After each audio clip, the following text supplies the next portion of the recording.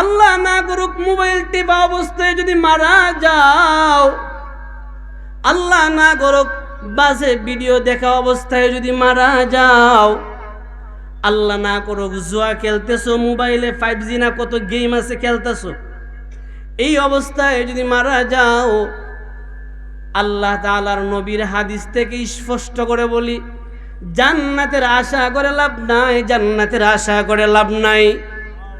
কিন্তু তোমার আমার মরণটা যদি হয় আল্লাহর পথে, দ্বীনের পথে, তোমার আমার মরণটা যদি হয় নবীর পথে, রসুলের পথে, তোমার আমার জীবনটা যদি হয় ঈমান আমলের পথে, মৃত্যুটা যদি আমলের মাঝে হয়, মৃত্যুটা যদি ঈমানি হালতে হয়, মৃত্যুটা যদি আল্লাহর রাস্তায় মরণ হয়, জানেননি যুবক ভাই, রসুল বলে আল্লাহর রাস্তায় বাহির হইয়া আল্লাহর রাস্তায় তাকার পরে যেমন মনে করেন ফজরের নামাজ পড়ার জন্য মসজিদের উদ্দেশ্যে বাড়ি থেকে বের হলাম, বলেন তো এখানে কি দুনিয়ার কোনো উদ্দেশ্য না আল্লাহর জন্য আমরা আইছি? আচ্ছা, আমরা কি গ্যারেন্টি আছে যে আবার যাইতে পারবো বাড়ি? মনে করেন মাহফিলে আইতাছি, দুর্ঘটনা হোক, আল্লাহ হায়াত শেষ করে লেছে, মরে গেছে, তাহলে এই মরণটা কি দুনিয়ার জন্য না আল্লাহর জন্য? ভাষা বুঝেন তো, এই মরণটা কার জন্য হইল? আল্লাহর জন্য। নবী বলে আল্লাহর জন্য যদি কেউ মারা যায় ওই ব্যক্তিটা শহীদ হিসেবে গণ্য হবে, শহীদদের কাতারে দাঁড়াইয়া আল্লাহর জান্নাতে যাবে। কেমনে বুঝাইমু আপনাদেরকে? নবীজির একজন নতুন সাহাবী আছেন, নতুন সাহাবী, যেমন গতকালকে আমাদের একজন নতুন মুসলমান হয়েছেন নেত্রকোনায়, বর্তমান তার নাম ইউসুফ, আগের নামটা জানি কি রাখা হয়েছিল আমার পুরোটা খেয়াল হইতেছে না। গতকালকে তো কোট টোট ফাড়া আলাইছে মাদানী ভাই তারা। আমরা এটা আমাদের নেত্রকোনা হার্সোনাল ব্যাপার, এটা পার্সোনাল, তা আপনাদের পাবলিক না। এরপরও দিনের স্বার্থে এটা পাবলিক। মোটামুটিভাবে ইসলাম গ্রহণ করছে, তানাওয়ালা ধরে নিছে, কেন না ইসলাম আনতে না ধরাল, ইসলাম তো হেরার পথে যাইও। আল্লাহ আমাদের দেশটারে তুমি আল্লাহ সব ধরনের ষড়যন্ত্র থেকে রক্ষা করো, বলেন না আমিন। পয়গম্বরের একজন নতুন সাহাবী যার নাম আব্দুল্লাহ, যার অতীতের নাম ছিল আব্দুল উজ্জা, একদিন ফজরের নামাজের সময় পয়গম্বর মসজিদে ঢুকে, মদিনাতুল মুনাওয়ারায় যারা গেছেন, পয়গম্বরের কামরা এবং মসজিদের অবস্থা যারা গেছেন তারা জানেন। পয়গম্বর কামরা থেকে বাহির হইয়া মদিনার মসজিদের ভিতরে ঢুকবে, পয়গম্বর লক্ষ্য করে একজন মানুষ, তাজা তরতাজা যুবক, নিজের লজ্জাস্থানটারে দুই হাতে ডাইকা দাঁড়ায় রইছে, কন্যা সুবহানাল্লাহ। নিজের লজ্জাস্থানটারে দুই হাতে ডাইকা পয়গম্বরের নতুন সাহাবীটা দাঁড়ায় রইল। কনকনে শীতের মাঝে, পুষ মাঘ মাসের শীত যত মারাত্মক পর্যায়ে, এমন শীতের মাঝে শীতের যন্ত্রণায় লোকটা কাঁপতেছে, কথা বলতে পারে না, দাঁড়ায় থাকতে পারে না। এরপরও আব্দুল্লাহ দাঁড়ায় দাঁড়ায় পয়গম্বরের সামনে কাঁদে। পয়গম্বর ডাক দেয়া কয়, কে? ও যুবক, তুমি কে? কি তোমার পরিচয়? কোথায় তোমার বাড়ি? যুবকটা ডাক দেয়া কয়, পয়গম্বর আপনি কি আমারে চিনেন না? আমি বললাম আপনার আব্দুল্লাহ। পয়গম্বর ডাক দেয়া বলে, কোন আব্দুল্লাহ? তুমি কে? কোন আব্দুল্লাহ? ডাক দেয়া কয়, পয়গম্বর কিছুদিন আগে যে আপনার হাতে ইসলাম গ্রহণ করলো আব্দুল উজ্জা নামক যুবকটা, ওই আব্দুল উজ্জা নামক যুবকটাই আপনার সামনে দাঁড়াইছে, আব্দুল্লাহ, কন্যা সুবহানাল্লাহ। পয়গম্বর কায়দা দিয়া ডাক দেয়া গয়, আব্দুল্লাহ বুঝলাম তুমি সেই আব্দুল উজ্জা থেকে আব্দুল্লাহ, যে নামটা আমি নবী নিজে রাখলাম। বলো, তোমার তো বাড়ি গাড়ির অভাব নাই, মেল ফ্যাক্টরির অভাব নাই, জমি জামার অভাব নাই, জামা কাপড়ের অভাব নাই, উলঙ্গ অবস্থায় ছোট্ট একটা কাপড় দ্বারা লজ্জাস্থানটারে ডাইকা দাঁড়ায় রইছে। কেন? তোমার জামা কাপড় কই? তোমার বাড়ি গাড়ি কই? কিচ্ছুই কি তোমার পাশে নাই? কারণ কি?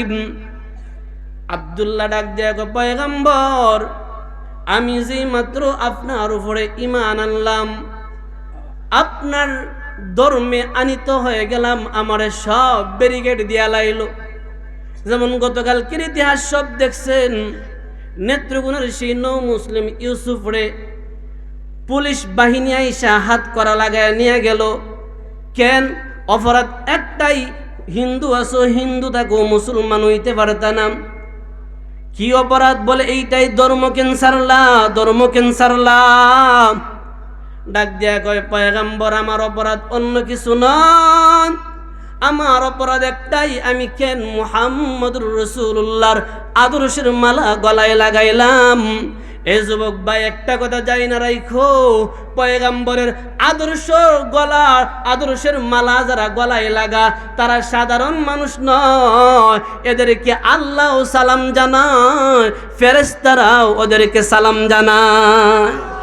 হয়তো একবার জমিনের মাঝে রসুলের আদর্শওয়ালাদেরকে দেখলে, পাগড়িওয়ালাদেরকে দেখলে, টুপিওয়ালাদেরকে দেখলে, তসবিওয়ালাদেরকে দেখলে সংসদের দিকে হাইটা গেল, জঙ্গি আইতেছে, জঙ্গি। কিন্তু আসলে ওরা জঙ্গি নয়। যারা এই স্লোগানগুলি দেয়, নবীর বিরুদ্ধাচরণ যারা করে, এদের দাম আল্লাহর কাছে কুকুরের সমতুল্য মূল্য নাই, শৃগালের সমতুল্য মূল্য নাই, শুয়োরের সমতুল্য মূল্য নাই। তবে যারা জঙ্গি হন, রসুলের আদর্শের মালা গলায় পড়ে, নবীর টুপি, নবীর জুব্বা, নবীর পাগড়ি, নবীর তসবিহ হাতে নিয়ে যারা জঙ্গি হয়ে যায়, ওরা হাসরের দিন আল্লাহর ফেরেশতাদের ফুলের মালা গলায় নিয়ে জান্নাতে যাবে। যাই না রাইখো, আজকে যারা নবীর আদর্শওয়ালাদেরকে দেখলেই জঙ্গি জঙ্গি স্লোগান দাও, এই দুনিয়ার সংসদেই সংসদ নয়, এই দুনিয়ার কাঠগড়ায় কাঠগড়া নয়, এই দুনিয়ার বিচারই বিচার নয়। আরো একটা সংসদ আছে, আরো একটা বিচারালয় আছে, আরো একটা কাঠগড়া আছে। সেই দিন কিন্তু নবীর আদর্শওয়ালাদেরকে দেখা, নবীর নাইবে নবী ওলামায়ে কেরামদেরকে দেখা যারা জঙ্গি জঙ্গি স্লোগান দিবা, হাসরের দিন তোমাদের গলা জাহান্নামের ফেরেশতারা জাহান্নামের রশি গলায় লাগাইয়া কুকুরের মতো, শৃগালের মতো টাইনা টাইনা জাহান্নামের মাঝে দিবে। সেই দিন বুঝবা জঙ্গি বলার মজা কত স্বাদ। দুনিয়ায় বুঝতা না, সেই দিন বুঝবা। আব্দুল উজ্জা ডাক দেয়া কয়, পয়গম্বর আমার অপরাধ অন্য কিছু নয়, আমার অপরাধ একটাই, আমি কেন আপনার আদর্শের মালা গলায় নিলাম, কেন 33 কোটি দেবতারে লাত মারলাম, কেন লাত উজ্জারে লাত মাইরা এক আল্লাহর গোলাম হয়ে গেলাম। বলেন তো আমরা গোলাম কার? আরে একটু আওয়াজ দিয়ে বলেন না, আমরা গোলাম কার?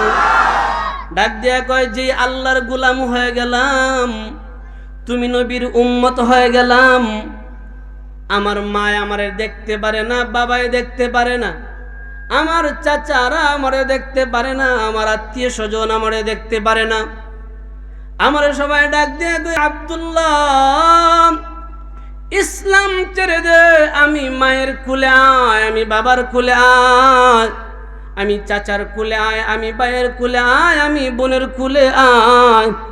আমি ডাক দিয়া বললাম, ইসলামের বিনিময়ে, ইমানের বিনিময়ে মায়ের কুল ছাড়তে রাজি আছে, ইমানের বিনিময়ে বাবার কুল ছাড়তে রাজি আছে, ইমানের বিনিময়ে চাচাদের কুল ছাড়তে রাজি আছে, ইমানের বিনিময়ে ভাই বোন সব ছাড়তে রাজি আছি, ইমানের বিনিময়ে দুনিয়া পর্যন্ত ছাড়তে রাজি আছে। তারা আমার ডাক দিয়ে কয়, ইমান না ছাড়লে সম্পত্তি দিবি না। আমি ডাক দিয়া বললাম, সম্পত্তি আমার আসল নয়, আমার সবচাইতে বড় সম্পত্তি হলো ইমান। বলেন তো আমার কাছে টাকা বড় না ইমান বড়? আপনারা একটু বলেন না, আপনাদের কাছে দুনিয়া, সারাটা দুনিয়া বড় না একটা ইমান বড়? যাই না রাই করে যুবক ভাই, ও মুরব্বী বাবা, ইমানটা এমন একটা সম্পদের নাম, ইমান ধরে রাখো, দুনিয়ারে লাত মারো, সবচাইতে ছোট জান্নাত যেটা দিবে, নবী কয় এই জান্নাতটাও 11টা দুনিয়ার চাইতে আরো বড়। আব্দুল উজ্জা ডাক দিয়া কয়, পয়গম্বর আমারে সম্পত্তি দিবে না ভয় দেখায়, বললাম সম্পত্তি লাত মারলাম। তারা আমারে মারাত্মক ধরনের প্রহার করলো, লাঠি চার্জ করলো, আঘাত করলো, আমারে রক্তাক্ত করলো, মারতে মারতে আমারে অজ্ঞান করলো। এক পর্যায়ে তারা আমারে বাড়ি থেকে লাত মাইরা বাহির করে দিল। আমি ডাক দিয়া বললাম লা ইলাহা ইল্লাল্লাহ গ্রহণ করলাম। ওই ইমানের বিনিময়ে মা সায়রা দিলাম, বাবা সায়রা দিলাম, ইমানের বিনিময়ে বাড়ি ঘর সব সায়রা দিলাম, জমি জামা সম্পত্তি সব সায়রা দিলাম। ও বাবা, ও ভাই, ও চাচা, ও মা, আমারে একটা বার মদিনায় যাওয়ার সুযোগ দাও। তোমরা সব নিয়ে যাও, মদিনাওয়ালার চেহারাটা দেখার সুযোগ দাও। তোমরা জানিয়া গেছো তার চাইতে বেশি আমি আব্দুল উজ্জা আব্দুল্লাহ জানিছো তার চাইতে বেশি পাবো। যত প্রহার করছো সব ব্যথা ভুলে যাব, শুধুমাত্র মুহাম্মদুর রাসূলুল্লাহ সাল্লাল্লাহু আলাইহি ওয়াসাল্লামের চেহারা দিয়ে খেলাইলে, মানে নবীর চেহারা দেখলে সব ভুলা যাইমু। আপনাদের কাছে জানতে চাই, নবীর চেহারা দেখার আশা আছে না নাই? বুঝা শূন্য কয়ে নবীর চেহারা দেখার আশা আছে না নাই? আছে। তবে সুন্নত আশা আছে, সুন্নত মানতাম না হুজুর। এমনি নবীর চেহারা না, খালি নবীর হাতে হাউজে কাউসারের গ্লাসে পানি গাইতাম, আশা আছে, কিন্তু সুন্নত মানতাম না। আল্লাহ আমি সহ আমরা সবাইরেই নবীর হাতে হাউজে কাউসারের পানি পান করায়ও সবাই বলি আমিন। আব্দুল্লাহ বলে, নবী আমারে তারা মারাত্মক ধরনের প্রহার করলো, প্রহার কইরা আমারে বাড়ি থেকে বাহির কইরা দিল, তাড়ায়া দিল। আমি যখন বাড়ি থেকে বাহির হয়ে গেলাম, আমার চাচারা আমার ডাক দিয়া গো, আব্দুল্লাহ দাঁড়া, তোর গায়ে যে জামাটা আছে এটাও আমাদের। এ আব্দুল্লাহ, তোর গায়ের যে জামা আছে এই জামার মালিক তুই না, তোর বাবা। তোর বাবার সম্পত্তির মাঝে বাপের ভাই চাচারেরও অধিকার আছে। সুতরাং তোর গায়ের জামা কইলা তুই যা, জামা নীতি দিব না। ও রহমাতুল লিল আলামিন, আমারে বারবার প্রহার করার পরেও আমার কষ্ট লাগে নাই। আমারে বলছে জামা কুইলা দিয়া দিতাম। আমার বাপ চাচাদের সামনে নিজের গায়ের সম্পূর্ণ জামা কুইলা দিলাম, উলঙ্গ হয়ে গেলাম, আমার ইজ্জত গেল। এরপরও ইমান চারি নাই, কারণ ইজ্জত দুনিয়ায় গেলেও আল্লাহর কাছে ইজ্জত যায় নাই। এ যুবক ভাই, গরিব হইলে হয়তোবা গরিবের কারণে ক্ষুধার্ত থাকবা একদিন, ক্ষুধার্ত থাকবা এক বছর, ক্ষুধার্ত থাকবা এক জীবন। হালাল রিজিক না পাইলে হারাম খাইও না, ক্ষুধার যন্ত্রণায় মারা যাও। আল্লাহ কয় হাসরের দিন সম্মানের রিজিক আমি আল্লাহ তোমারে বক্ষণ করাবো। বলেন তো, দুনিয়ার খাদ্যটা বড় না জান্নাতেরটা বড়? আব্দুল উজ্জা থেকে আব্দুল্লাহ ডাক দেয়া কয়, পয়গম্বর, আমার যখন আমার গায়ের জামা রাইখা দিল, আমি আমার মায়ের দরওয়াজায় গিয়া দাঁড়াইলাম। ডাক দিয়া বললাম, মা, ও মা, তাকায় দেখো তোমার আব্দুল্লাহর অবস্থাটা, তাকায় দেখো। আমারে প্রহার করতে কম প্রহার করে নাই, আমারে আঘাত করতে কম আঘাত করে নাই। ও মা, তুমি যেই মা আমি সন্তানের গায়ে একটা মশার কামড় বরদাস্ত করতে পারো নাই, ও মা, তাকায় দেখো আমার রক্তাক্ত করতে তারা কম রক্তাক্ত করে নাই।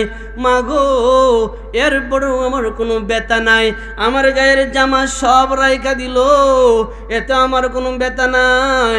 ও মা, শুধু একটা বার তোমার কাছে চাই, আমার একটা জামা দাও, বাবার একটা চাদর দাও, বাবার একটা লুঙ্গি দাও, যেটা দিয়ে আমি আমার লজ্জাস্থানটারে ডাইকা মদিনাতুল মুনাওয়ারায় গিয়ে ঢুকতে পারবো, পয়গম্বরের সামনে গিয়ে দাঁড়াইতে পারবো। ও মা, নবীর চেহারা দেখলে আমি আব্দুল্লাহর জীবনের সব কষ্ট অটোমেটিকলি আমি বুইলা যাব। এ ভাই, কি পরিমাণ কষ্ট করলো! আব্দুল্লাহ বলে আমার মা একটা চাদর দিল। আমার চাচারা এই তত্ত্বটা পাইয়া চাদরটাও নিয়ে গেল, ছোট একটা ডাবলা দিল, যেইটা দিয়া শুধু লজ্জাস্থানটা ঢাকতে পারছে। ও নবী আমার, সব বুইলা গেছি, চেহারাটা দেখ কেমন কপাল তাদের। পয়গম্বর ডাক দেয়া কয়, আব্দুল্লাহ আয় আমি নবীর ঘরে আয়, এই নে আমি নবীর 2 সেট কাপড় তোমারে হাদিয়া দিয়া দিলাম। নবীর জামা পায় কত দন্য, কেমনে পায়? কোন নবীর লাইক জীবন দিয়া পায়। আর আমরা নবীর আদর্শ দেখলে জঙ্গি জঙ্গি স্লোগান দেই, আর তারা নবীর আদর্শের লাইগা জীবন দেয়। যারা জঙ্গি জঙ্গি স্লোগান দেয় এরাও কিন্তু মুসলমান, আর যারা নবীর জন্য জীবন দেয় তারাও মুসলমান। তবে দুইজনের আল্লাহর কাছে দুইজনের সম্মান এক নয়। একজনের যারা আল্লাহর জন্য জঙ্গি হয়ে যায় জমিনে, যারা আল্লাহর জন্য নবীর আদর্শের পাগড়ি মাথায় লয়, নবীর আদর্শের সুন্নত দাড়ি মুখে নেয়, ওদের সম্মান ফেরেশতাদের চাইতে আল্লাহর কাছে বেশি। আর যারা নবীওয়ালাদেরকে নবীওয়ালা আদর্শওয়ালাদেরকে দেখলে, যারা দাড়ি টুপি জুব্বা পাগড়িওয়ালাদেরকে দেখলে জঙ্গি স্লোগান দেয়, এদের সম্মান কুকুর শ্রীগাল শুয়োরের চাইতেও আরো কম আল্লাহর কাছে। কোন পথে যাইবেন আপনার ইচ্ছা। আপনি যদি চান আমি নবীওয়ালা আদর্শের মালা গলায় পড়ে জঙ্গি হয়ে যাব, জমিনে অসুবিধা নাই, হয়তোবা দুনিয়াতে ইজ্জত পাবো না, আল্লাহর কাছে আমি সম্মান পাবো, কিন্তু নবীওয়ালা আদর্শ বাদ দিয়া ক্ষমতা পাইয়া আখিরাত হারানো ছাড়া কিচ্ছু নেই। আব্দুল্লাহরে পয়গম্বর 2 সেট জামা কাপড় হাদিয়া দেওয়ার পরে ডাক দিয়া কয়, আব্দুল্লাহ তোমার ভিতরের ঈমানের অবস্থা দেখা আমি নবী খুশি হয়ে গেলাম। কন্যা সুবহানাল্লাহ। ও যুবক ভাই, একটাবার হিসাব মিলায় দেই কত। হাসরের দিন যদি রহমাতুল লিল আলামিন ডাক দিয়া কয়, আমার উম্মত এই যে তোমার আমলটারে দেখলাম, তোমার আমলটা পৃষ্ঠা উল্টায় উল্টায় দেখা আমি নবী খুশি হয়ে গেলাম। আজকের দিনে তোমার হিসাব নাই। আল্লাহ আমার রাজনপুরের, আমার দুহালিয়ার, আমার বাংলাদেশের, আমার জমিনের একটা উম্মতের আমলটা দেখে আমি নবীর কাছে ভালো লাগছে, আমি নবী খুশি হয়ে গেছি। তুমি আল্লাহ খুশি হয়ে যাও, আপনার আমার কপালটা কতই না ভালো হবে। নবী যদি এই কথাটা কয়, আমি নবী খুশি হয়ে গেছি, আল্লাহ তুমি খুশি হয়ে যাও। মুফাসসিরিনে কেরাম জানায়া দেয়, মুহাদ্দিসিনে কেরাম জানায়া দেয়, নবীর এই ঘোষণাটা শোনার সাথে সাথে আল্লাহ তারে ফুল সিরাতের ফুলটারে বিজলির আগারে পার করাইয়া আল্লাহর জান্নাতে ঢুকায় দিবে। আব্দুল্লাহরে পয়গম্বর ডাক দেয়া কয়, আব্দুল্লাহ আমি নবী তোমার প্রতি খুশি হয়ে গেলাম, বলো তুমি কি চাও। কন্যা সুবহানাল্লাহ।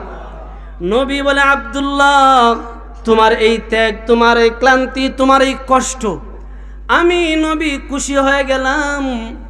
আজকের দিনে তুমি চাও, আমি নবীর কাছে কি চাইবা, আমি নবীর কাছে চাও, যা চাইবা তাই পাইবা। চিন্তা করেন, আপনারা বলেন তো, নবী দোয়া করলে কবুল হইতে দেরি হয়? ভাষা বুঝেন না আপনারা? নবী দোয়া করলে কবুল হইতে দেরি হয়? নবী দোয়া করতে দেরি, কবুল হইতে ডাইরেক্ট কোনো দূরত্ব নাই। দোয়া করতে দেরি, কবুল হইতে দেরি নয়। আব্দুল্লাহরে ডাক দেয়া কয়, আব্দুল্লাহ বলো আমি নবীর কাছে তুমি কি চাও। দেখেন ভাই, ইমান যেমন তার চাহিদাটাও তেমন, ইমান যেমন তার চাহিদা তেমন। আব্দুল্লাহ ডাক দেয়া কয়, গো রহমাতুল লিল আলামিন, অন্য কিছু চাই না, আপনার কাছে একটাই চাই, আপনি আল্লাহর কাছে দোয়া করেন, আল্লাহ যেন আমাকে শাহাদতের মৃত্যু দান করে।